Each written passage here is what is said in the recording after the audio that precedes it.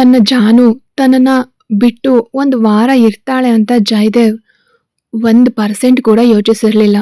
ಅದೇ ಅವನನ್ನ ಅರ್ಧ ಹುಚ್ಚನನ್ನಾಗಿ ಮಾಡಿತ್ತು.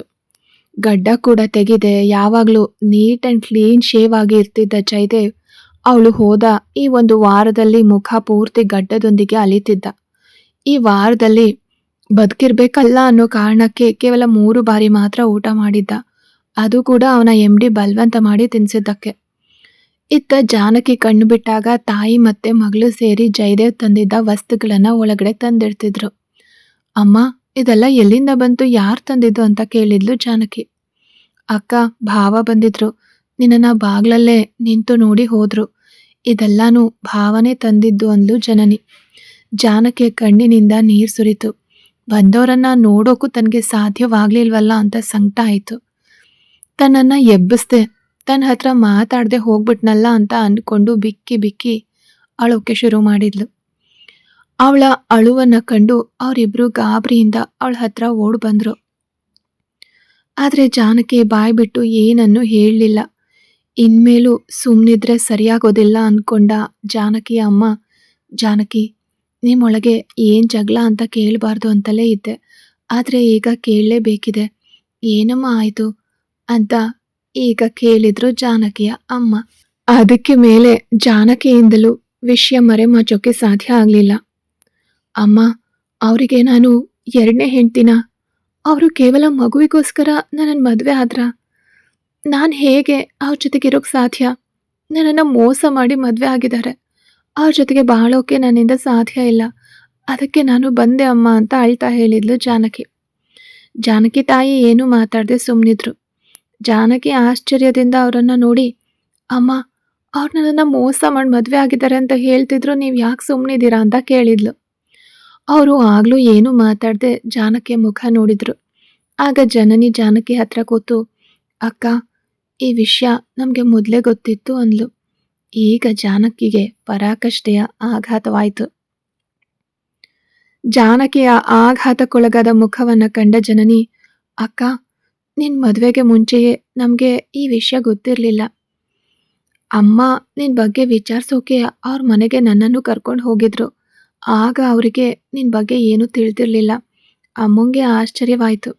ಅದೇ ಸಮಯದಲ್ಲಿ ನನಗೆ ಅವ್ರ ಮೇಲೆ ಅನುಮಾನ ಬಂದು ನಾನು ಅಕ್ಕಪಕ್ಕದವರನ್ನ ವಿಚಾರಿಸಿದಾಗ ಭಾವನಿಗೆ ನೀನು 2ನೇ ಹೆಂಡತಿ ಅನ್ನೋ ವಿಷಯ ತಿಳಿತು. ನನಗೆ ಅಳು ಬಂತು. ನಾನು ಓಡ್ ಹೋಗಿ ಅಮ್ಮಂಗೆ ಹೇಳಿದೆ. ಅಮ್ಮಂಗೂ ಈ ವಿಷಯ ಗೊತ್ತಿರಲಿಲ್ಲ. ನಮ್ಮ ಹತ್ರ ಯಾಕೆ ಸತ್ಯ ಮರೆಮಾಚಿದ್ದೀರಾ ಅಂತ ಅವ್ರ ಜೊತೆಗೆ ಜಗಳ ಆಡಿದ್ವಿ. ಆಗ ಭಾವನ ಅಮ್ಮ ಅಳ್ತಾ ಅಮ್ಮನ ಕಾಲಿಗೆ ಬಿದ್ದು, ನಾವು ಸತ್ಯ ಹೇಳಿಲ್ಲ ಅಂತ ನನ್ನ ಮಗನಿಗೆ ಹೇಳಬೇಡಿ, ಅವನು ನಿಮ್ಮ ಮಗಳನ್ನ ಇಲ್ಲೇ ಬಿಟ್ಟು ಹೋಗ್ಬಿಡ್ತಾನೆ, ಅವನ ಜೀವನವೇ ಹಾಳಾಗಿ ಹೋಗುತ್ತೆ ಅಂತ ಕೇಳ್ಕೊಂಡ್ರು. ನಮಗೇನು ಮಾಡಬೇಕು ಅಂತಲೇ ತಿಳಿಲಿಲ್ಲ. ಆಗಲೇ ಅವರು ಹೇಳಿದರು, ಭಾವ ಸತ್ಯ ಹೇಳೋಕೆ ಹೇಳಿದ್ರು ಕೂಡ ಇಡೀ ಕುಟುಂಬ ಸೇರಿ ಸತ್ಯವನ್ನ ಮರೆಮಾಚಿದ್ದ ವಿಷಯನ. ಅಮ್ಮ ಅವರನ್ನ ಬೈದು ಶಾಪ ಹಾಕಿದಾಗ ಎಲ್ಲರೂ ಅಳ್ತಿದ್ರು ಅಂದ್ಲು. ಜಾನಕಿ ತಾಯಿ ತನ್ನ ಮಗಳ ಕಣ್ಣೀರನ್ನ ಒರೆಸ್ತಾ, ಜಾನಕಿ, ನೀನೇನು ತಿಳುವಳಿಕೆ ಇಲ್ದಿರೋ ಹುಡುಗಿ ಅಲ್ಲ. ಈ ವಿಷಯದಲ್ಲಿ ಅಳಿಯನ ತಪ್ಪಿಲ್ಲ ಅಂತ ತಿಳಿದ ಮೇಲೆ ನನಗೆ ಏನೂ ಮಾತಾಡೋಕೆ ಆಗಲಿಲ್ಲ. ನೀವು ಸುಳ್ಳು ಹೇಳಿದಿರಿ, ಹಾಗಾಗಿ ನಾನು ನನ್ನ ಮಗಳನ್ನ ಕರ್ಕೊಂಡು ಹೋಗ್ತೀನಿ ಅಂತ ಹೇಳೋಕ್ಕೂ ಸಾಧ್ಯ ಆಗಲಿಲ್ಲ. ಮದುವೆ ಅಂದರೆ ಆಟ ಅಲ್ವಲ್ಲ. ತಪ್ಪು ನನ್ನ ಕಡೆಯೂ ಇದೆ. ಸರಿಯಾಗಿ ವಿಚಾರಿಸ್ದೆ ನಿನಗೆ ಮದುವೆ ಮಾಡಿಕೊಟ್ಟಿದ್ದು ನನ್ನ ತಪ್ಪು ತಾನೆ. ಓದಿದವರು, ಕೆಲಸದಲ್ಲಿರೋರು, ನೀನು ಇಲ್ಲಿ 1 ಹೊತ್ತಿನ ಊಟಕ್ಕೂ ಕಷ್ಟಪಡೋ ಜೀವನ ಬೇಡ, ಚೆನ್ನಾಗಿರ್ತೀಯ ಅಂತ ಬೇರೆ ಏನನ್ನೂ ವಿಚಾರಿಸ್ದೆ ಮದುವೆ ಮಾಡಿಸ್ಬಿಟ್ಟೆ. ನೀನು ಮನೆಗೆ ಬಂದಾಗಲೇ ನನಗೆ ಅನುಮಾನ ಬಂದಿತ್ತು, ಸತ್ಯ ತಿಳಿದೇ ಬಂದಿದೆಯಾ ಅಂತ. ಅಳಿಯಂದ್ರಿಗೆ ನೀನು ಇಷ್ಟವಿಲ್ಲದೆ ಇಲ್ಲಿ ಬಿಟ್ಟು ಹೋಗ್ತಿದ್ದಾರೋ ಏನೋ ಅಂತ ತುಂಬ ಭಯಪಟ್ಟಿದ್ದೆ. ಆದರೆ ಅವ್ರು ನಿನ್ನನ್ನು ಜಾನು ಅಂತ ಕರೆದಾಗಲೇ ನನಗೆ ಅರ್ಥ ಆಯಿತು, ಅವರು ನಿನ್ನ ಮೇಲೆ ಪ್ರಾಣನೇ ಇಟ್ಟಿದ್ದಾರೆ ಅಂತ. ನಿಮ್ಮಿಬ್ಬರಿಗೂ ನಿಮ್ಮ ತಂದೆ ತೀರ್ ಹೋಗಿದ್ದಾರೆ ಅಂತ ನಾನು ಹೇಳಿ ಬೆಳೆಸಿದ್ದೀನಿ. ಆದರೆ ನಿಮ್ಮ ತಂದೆ ಸತ್ತಿಲ್ಲ, ಅವರು ಚೆನ್ನಾಗೇ ಇದ್ದಾರೆ, ಬದುಕ್ತಿದ್ದಾರೆ ಅಂದರು. ಇಬ್ಬರು ಹೆಣ್ಮಕ್ಳು ಆಘಾತದಿಂದ ನೋಡಿದಾಗ, ಹೌದು, ಅವರು ಸತ್ತಿಲ್ಲ. ನನ್ನ ತಾಯಿ ನನಗೆ ಅವರನ್ನು 2ನೇ ಪತ್ನಿಯಾಗಿ ಮಾಡಿಯೇ ಮದುವೆ ಮಾಡಿಕೊಟ್ಟಿದ್ರು. ಜನನಿ ಹುಟ್ಟಿದ ಮೇಲೆ ಅವರು ಕೆಲ ದಿನಗಳ ಕಾಲ ರಾತ್ರಿ ಮನೆಗೆ ಬರ್ತಿರ್ಲಿಲ್ಲ. ಯಾಕೆ ಅಂತ ಕೇಳಿದರೆ ಹೊಡಿತಿದ್ರು. ನನ್ನ ಮನೆಯಲ್ಲಿ ಹೇಳಿದ್ರೆ ಯಾರೂ ತಲೆ ಕೆಡಿಸ್ಕೊತಿರ್ಲಿಲ್ಲ.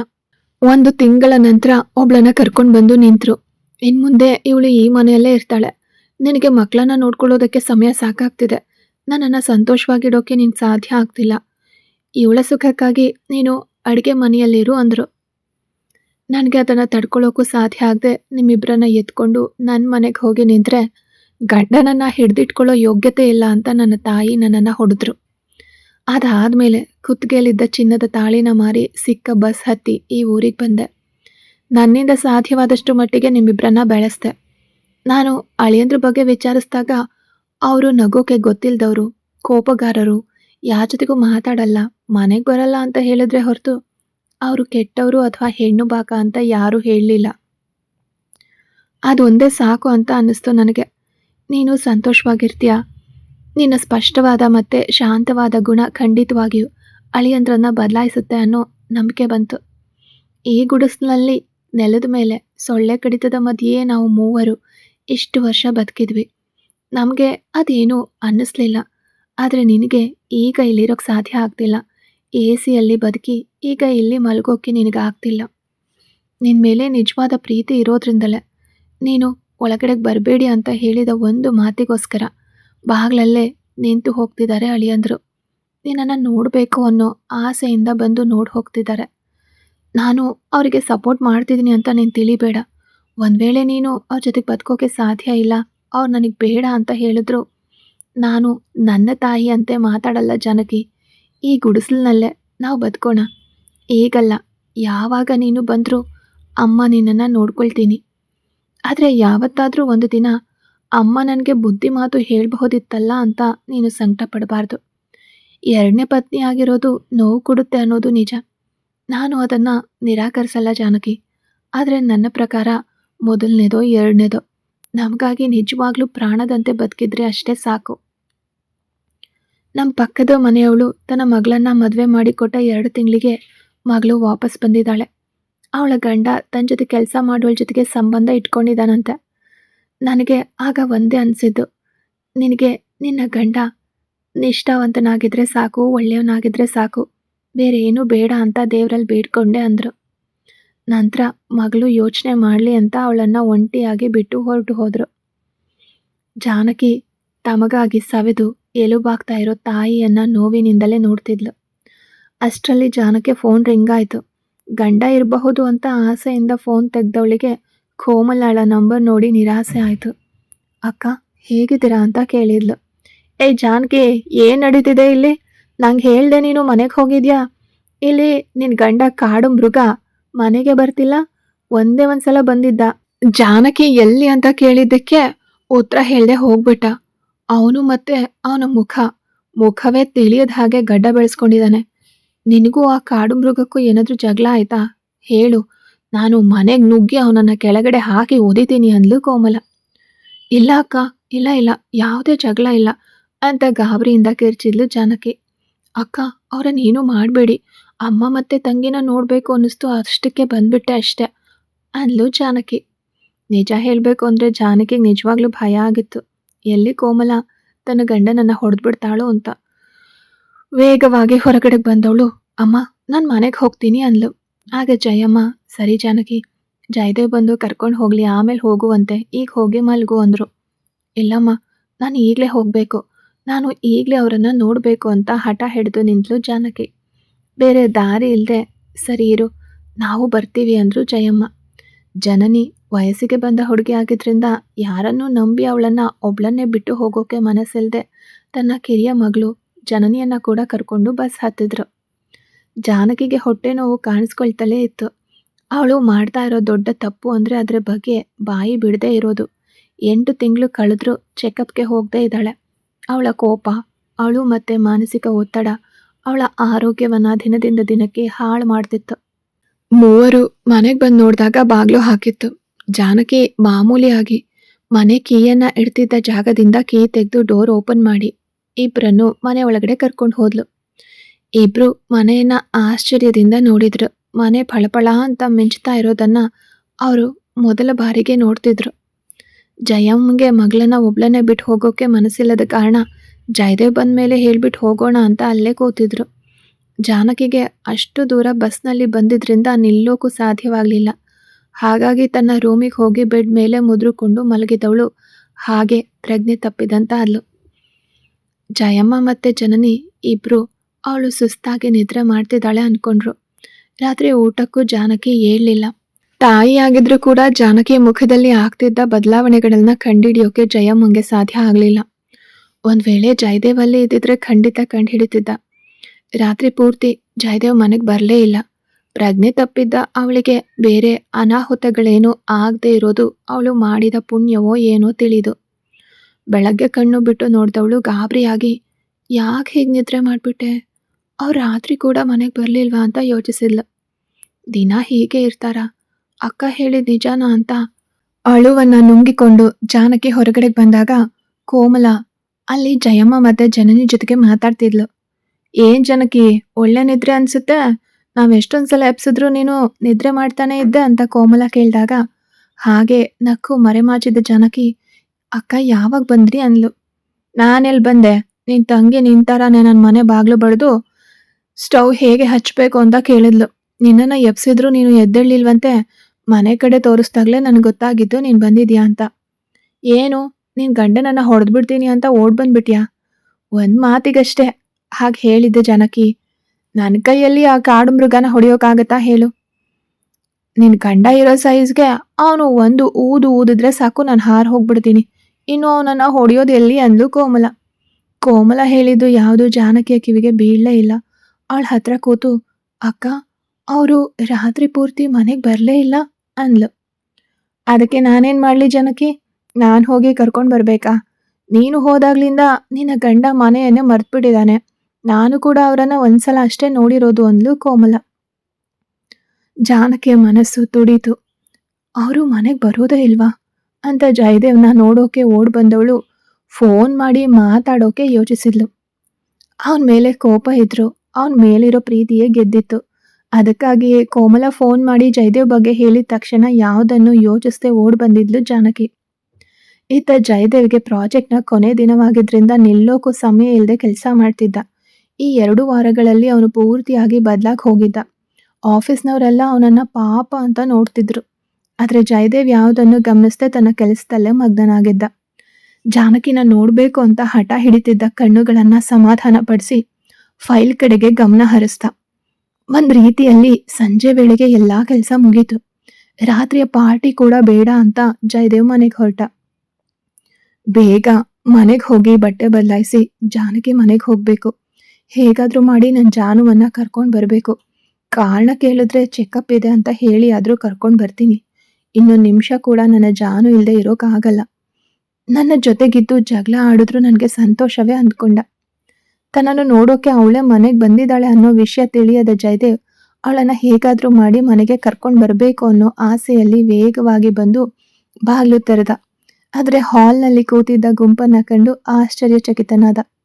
ಅವನ ಕಣ್ಣುಗಳನ್ನ ಅವನಿಗೆ ನಂಬಕ್ ಸಾಧ್ಯ ಆಗ್ಲಿಲ್ಲ. ನನ್ನ ಜಾನುನೇ ಅಲ್ವಾ ಇದು? ನಾನು ಕಲ್ಪನೆ ಮಾಡ್ಕೋತಿಲ್ಲ ತಾನೆ ಅನ್ಕೊಂಡ. ಜಯದೇವ್ ಬಂದಾಗಿನಿಂದ ಜಾನಕಿಯನ್ನೇ ನೋಡ್ತಾ ಇರೋದನ್ನ ಗಮನಿಸಿದ ಉಳಿದವರು ಅಲ್ಲಿಂದ ಹೊರಟ್ರು.